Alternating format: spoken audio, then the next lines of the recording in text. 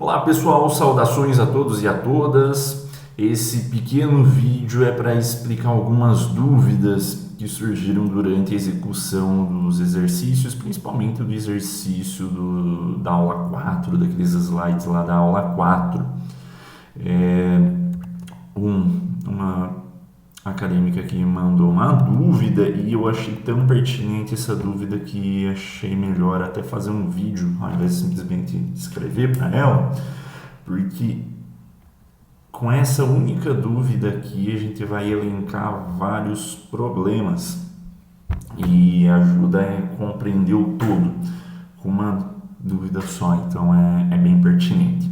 Olha só, vou falar aqui, bom dia professor, tem uma dúvida, quando eu tenho no diagrama os componentes da reação em ordem inversa, que está na tabela de potenciais, então lá você tem tabela de potenciais, né, e você tem sempre uma semi-reação de oxidação e uma de redução, né? Então, diz ali, mas lembra lá que a tabela de potenciais é potencial padrão de redução. Todas as equações ali estão escritas na forma onde eu estou tendo a espécie sendo reduzida, tá? Importante. Então, continuando aqui. O diagrama, os componentes da reação em ordem inversa ao que está na tabela de potenciais, eu devo inverter o sinal do potencial ou a ordem não altera o valor? Aí tem um exemplo ali, o número 3, a equação aqui que está na letra G do exercício 3 da nossa aula 4. Então, o exercício é esse daqui, né? Aqui, né? Letra G, o estanho indo para estanho 2+, a ponte salina, o estanho 4+, indo para o estanho 2+, e um eletrodo inerte de platina. Tá, então agora aqui tem muitas coisas que eu preciso alertar, relembrar e talvez até desfazer. A primeira delas está aqui em cima. Está no exercício ali, estime o potencial padrão de cada uma das seguintes células galvânicas. Essa palavrinha faz toda a diferença nesse exercício. Por quê? Porque se a célula é galvânica, se todas essas células aqui são galvânicas, eu vou pegar ali a letra G novamente, a célula, da maneira como ela está escrita aqui embaixo, ela é espontânea. Se a célula é espontânea, da maneira como está escrita, a semi-reação que fica aqui do lado direito da tua tela, né? Essa semi-reação aqui, ó, depois da ponte salina, no lado direito, ela tem o mesmo sinal do que o potencial da célula. Se a célula é uma célula galvânica, o lado direito tem que ter o sinal positivo. Por quê? Porque toda célula galvânica, toda célula que é espontânea, agora vou pegar aqui um quadrinho aqui para conseguir escrever. Sempre que a célula é galvânica, eu tenho um sinal positivo no lado direito da célula. Isso me garante que o potencial padrão da célula também seja positivo. Se o E padrão é positivo, aquele ΔG que é igual a menos NFE, o ΔG será, portanto, por consequência de um potencial positivo, o ΔG vai ser negativo. Eu vou ter um ΔG menor do que zero. O ΔG menor do que zero necessariamente implica que a célula é espontânea. Então, são conteúdos que a gente tem que lembrar, né? Tudo que é galvânico, todas as células galvânicas, o ΔG é espontâneo. Para o ΔG ser espontâneo, o potencial tem que ser positivo. Se o potencial, para que o potencial seja positivo, na letra G aqui, por exemplo, esse lado aqui que eu deixei agora em destaque, essa semi-reação tem que ser o potencial dela tem que ser positivo. E lembre que se aqui é o lado positivo, isso quer dizer que aqui é o cátodo. E o que acontece no cátodo? Ali é o sítio de redução. Perfeito? Redução. Então, no cátodo eu tenho a redução. Então, eu já sei que ao olhar para essa equação aqui, estânio 4 indo para estânio 2, aqui eu vou ter a redução. E aí é da forma como está escrita mesmo. Né? Vou pegar uma folha nova aqui. Então, estânio 4 mais 2 elétrons vai me gerar estânio 2 mais. Né? Então, houve um processo de redução, houve um processo de ganho de elétrons. Os elétrons até estão representados do lado esquerdo da flechinha. Beleza? Então, eu já sei que esse processo está acontecendo no lado direito e é um processo de redução. Tá? Uma coisa que pode confundir. Tá vendo essa platina sólida? O que ela tem a ver? Nada. Lembra que talvez acho que foi nessa aula 4 ou talvez na aula 5 eu falei do carbono grafite e da platina.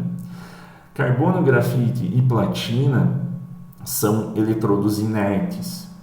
Quer dizer que eles não vão sofrer oxidação ou redução. Tá? Eles só estão ali para ajudar a fechar o circuito. Tá? Então, eu tenho um processo na solução mesmo, e isso é um pouquinho contraintuitivo, né? Em nenhum outro exemplo, ou aqueles exemplos mais básicos, eu tinha a redução acontecendo e a espécie continuando na solução, como está acontecendo aqui. Estânio 4 está se reduzindo, mas diferentemente do que aconteceu em outros exemplos, onde a redução fazia com que o átomo aderisse à superfície, aqui ele ganhou elétrons, mas ele continua em solução, por isso ela está aquoso no estânio 4+, e continua aquoso no estânio 2+. Isso acontece, isso pode acontecer. Não necessariamente para que haja redução, o átomo tenha que sair da solução e grudar na superfície do eletrodo. Tá bom? Não necessariamente isso precisa acontecer. O inverso ali também vai ser válido. Não necessariamente eu preciso ter espécies se desprendendo do eletrodo. Eu também poderia ter um eletrodo de platina ou de carbono grafite ali no ânodo e eu propiciar a oxidação de uma espécie que está em solução para um estado de oxidação maior, né? E, com isso perdendo um elétron. Também poderia acontecer, tá bom? Então, mas na verdade, né, nesse exemplo específico, temos aqui um eletrodo de estânio, né? Estânio sólido, indo para estânio 2+, né? Essa fica facinho, né? Então, ó, só de falar que a célula é galvânica implica que o lado direito da equação é positivo e ali acontece a redução. Tá? Antes de eu ficar falando mais sobre aqui a oxidação do estânio para o estânio 2+, que até não é o escopo aqui, mas que vocês já pegaram ali, que eu vou ter um pedaço de estânio sólido indo para o estânio 2+, tem uma coisa aqui que é perguntado também, né? Então, olha só. A ordem, beleza, eu vi ali quem que reduz. Eu sei que eu tenho que pegar aquele potencial da meia reação de redução. E como é daí que eu monto para a célula, né? Eu ainda tenho que pegar o outro potencial, né? Então, eu tenho que pegar o outro potencial e esse outro potencial é respectivo ao estânio e ao par estânio 0 e estânio 2+. Mas como que haja vista que se aqui está acontecendo a redução, então aqui tem que acontecer a oxidação. Mas lá na minha tabela, aqui na minha tabela, está tudo organizado com potenciais de redução. Então eu posso inverter ali, por exemplo, aquela reação ali que estava à esquerda, né? Eu posso inverter ela e mudar o sinal.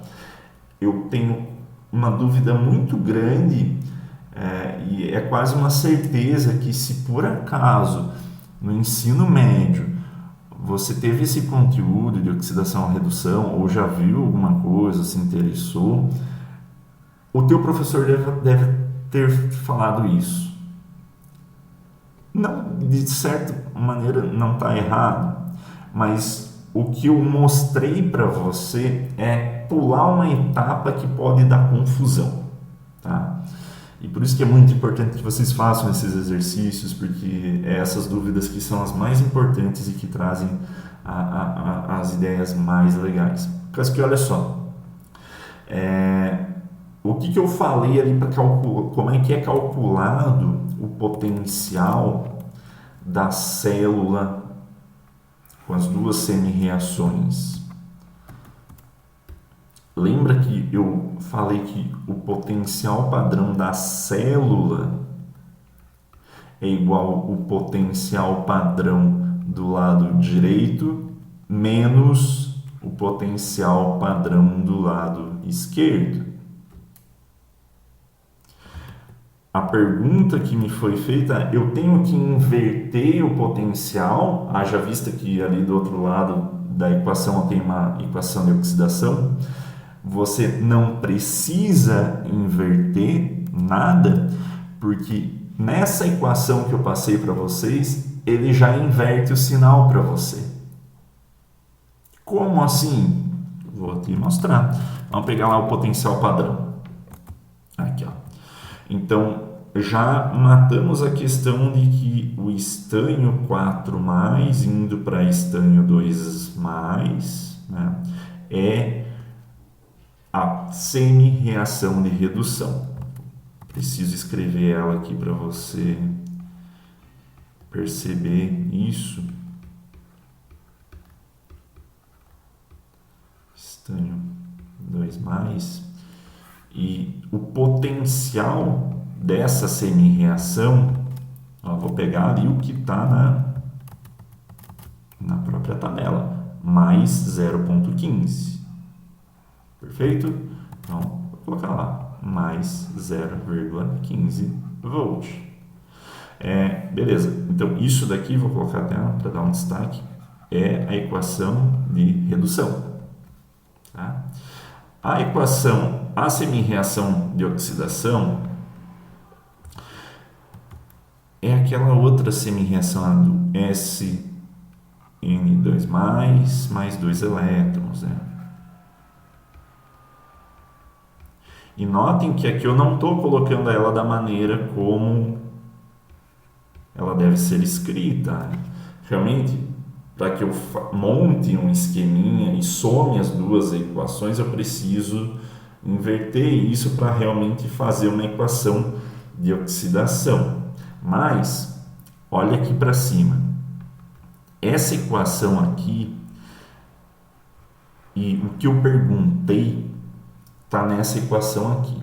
A equação, quando você identifica qual que é a espécie que está reduzindo, ela já faz o cômputo do que você precisa fazer para encontrar o potencial padrão da célula. Então, esse potencial aqui do estanho 2+, mais 2 elétrons é menos 0,14. Tá? Da maneira como eu pego ali do potencial padrão de redução. Então, menos 0,14 volts. Então, por que eu falei que a própria equação já inverte, né? Aqui eu escrevi as duas reações da maneira reduzida. De fato, a primeira é uma equação de redução. A maneira como está montada a célula faz com que essa equação seja a equação de redução, e essa aqui embaixo tem que ser a de oxidação. Mas você não precisa ficar montando ela, por causa que qual foi a pergunta? A pergunta é qual é o potencial dessa célula. Quando você identifica uma delas, né? Quando você identifica na tua representação do eletrodo qual é o lado direito, você já mata a questão, por causa que o lado direito é onde acontece a redução, e aí, ó, lembra lá? Lado direito menos lado esquerdo. Então eu vou fazer isso, ó. O potencial padrão da célula vai ser igual ao potencial do lado direito, da onde que é a redução, que tem esse potencial aqui, mais 0,15 volt, menos, estão vendo aqui? Menos o que? O valor da reação que acontece no outro eletrodo. No qual eletrodo? No eletrodo da esquerda. Eu sei que o eletrodo da esquerda acontece a oxidação, mas eu nem preciso ficar mexendo. Eu pego os valores exatos ali da tabela de potencial de redução e eu coloco aqui, ó, menos 0,14 volt. Então, a resultante disso, né, é mais 0,15 volt, mais, menos com menos dá mais, né, 0,14 volt. Então, a resultante, né, é 0,29 volt. Tá? Então, notaram que quando eu pego essas semi-reações aqui, eu peguei exatamente como estava ali na tabela de potencial padrão. Uma vez que eu tenho esse tipo de representação, eu não preciso ficar invertendo nada ou decidindo o que fazer. Eu só preciso identificar qual espécie está reduzindo, e como a célula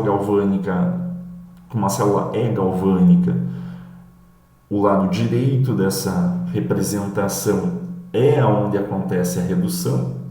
E aí, para escrever a reação da célula total, é simplesmente pegar o potencial do lado direito e subtrair do potencial do lado esquerdo, no potencial padrão de redução mesmo. E agora vem a discussão. Provavelmente o professor de vocês ou alguma outra situação que você teve acesso a esse conteúdo pedia para que você chegasse aqui nessa situação e invertesse, né? Chegasse e falar, não, então você vai escrever a reação, essa reação aqui, ó, você vai escrever ela como é a oxidação, e para você escrever como é essa oxidação, você precisa inverter, né? Que daí você vai ter estanho 0 indo para estanho 2+, mais 2 elétrons. O somatório fica legal. E aí sim você inverteria. Só que daí eles ensinam você a simplesmente somar os potenciais. Dá mais confusão, no meu ver. Porque se eu já te falo, se eu já apresento para você qual é o sítio de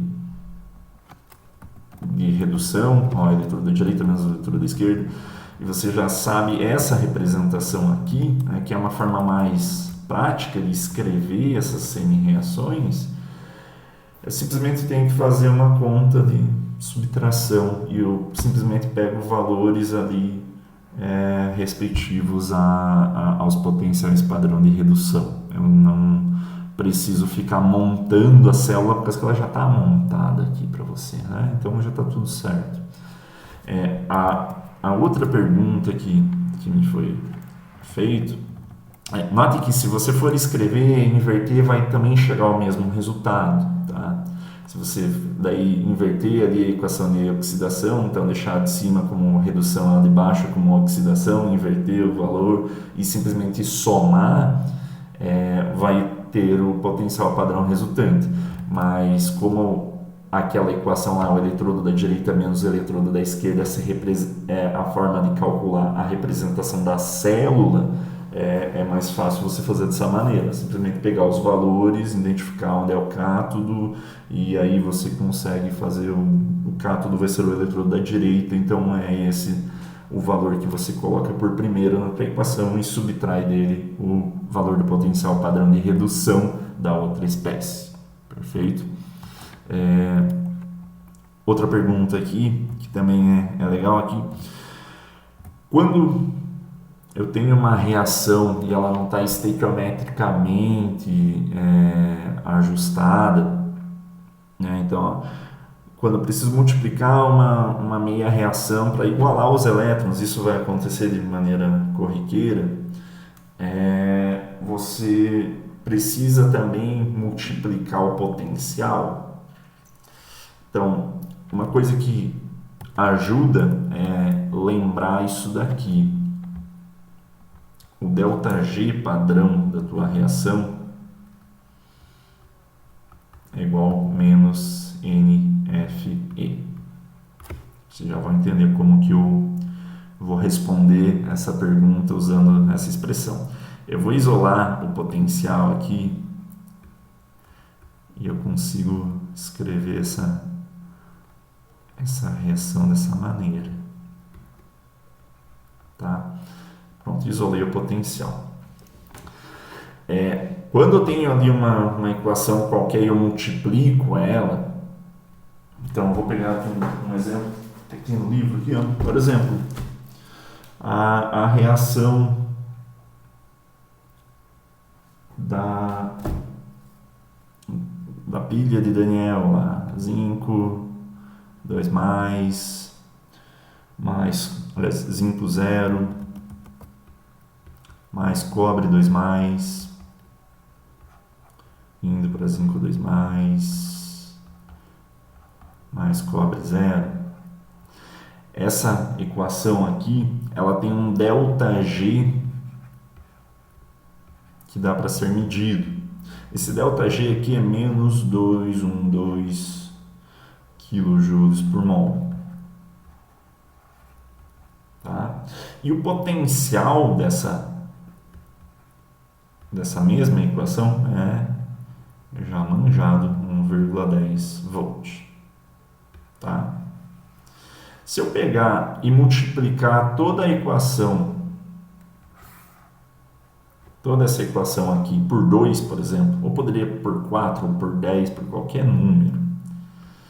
E vou fazer isso agora, ó. 2 zinco 0 mais 2 cobre 2 mais indo para 2 zinco 2 mais 2 cobre 0. Multipliquei tudo por 2. O ΔG padrão da reação também tem que ser multiplicado por 2.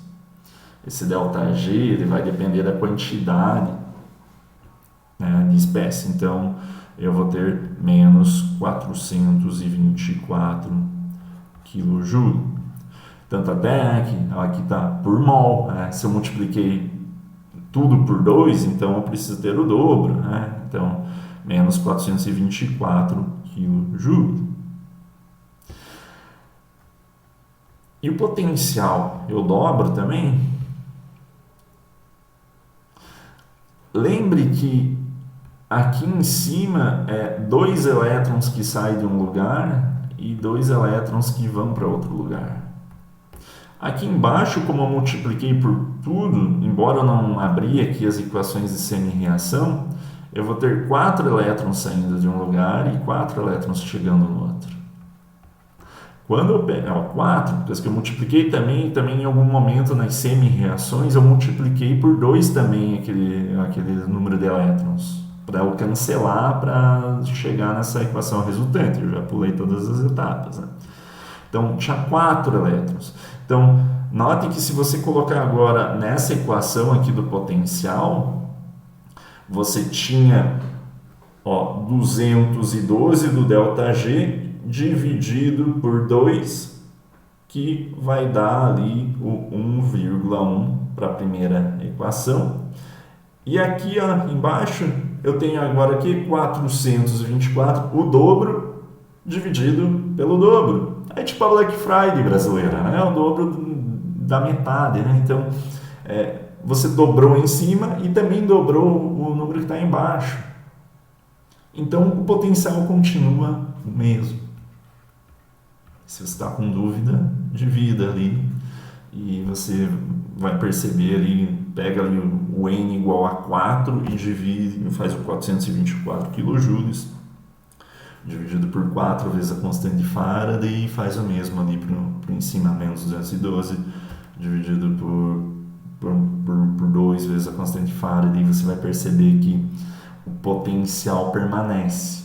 Então, o que dá para a gente guardar dessa história é que o potencial, galera, ele não depende do tamanho da célula.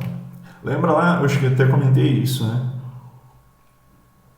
Propriedade intensiva e propriedade extensiva.